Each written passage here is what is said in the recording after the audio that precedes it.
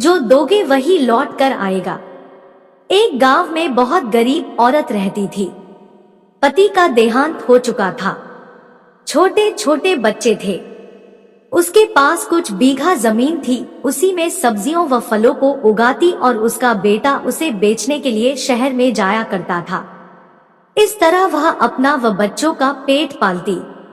एक दिन उसका बड़ा बेटा बीमार हो गया और वह सब्जी फल बेचने ना जा सका, तो वह औरत सब्जी व फल के आधे आधे किलो के पैकेट बनाकर शहर की तरफ बेचने चल पड़ी और रोज वाली दुकान पहुंच गई। हर पैकेट का वजन आधा किलो का था। दुकानदार ने सामान ले लिया और हमेशा की तरह बदले में आटा, तेल, शक्कर, चायपत्ती, चावल आदि उसे दे दिया। गरीब विधवा के जाने के बाद उसने सब्जी व फल को बेचने वाली जगह पर रखना शुरू किया। रखते रखते उसे विचार आया कि क्यों ना इन सब का वजन करके देखूं।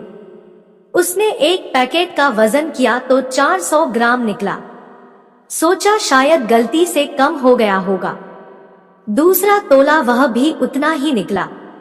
अब एक के बाद एक वजन करने पर हर पैकेट का वजन 400 ग्राम ही निकला। उसे आश्चर्य और हैरानी भी होने लगी तथा साथ ही साथ उसे उस औरत पर भयंकर गुस्सा आने लगा।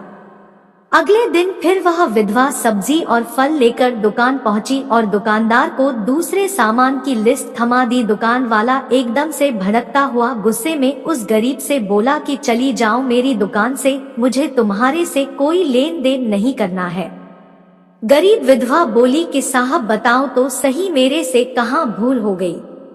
वह चिल्लाता हुआ बोला कि चोरी ऊपर से सीना जोरी।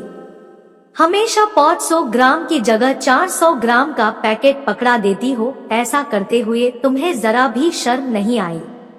उस विधवा ने हाथ जोड़कर बहुत ही शांत आवाज में जवाब दिया कि मालिक, हम तो बहुत गरीब हैं, हमारी कहाँ हैसियत की माप तौल की मशीन खरीदे। आप जो भी आधा किलो का सामान देते उसे तराजू के एक पल्ले पर रख देते तथा दूसरे पल्ले में आधे आधे किलो के सब्जी और फल के पैकेट रख देते। दुकानदार का चेहरा उतर गया। उसके पास कहने को कुछ भी नहीं बचा था। खुद पर शर्म आ रही थी।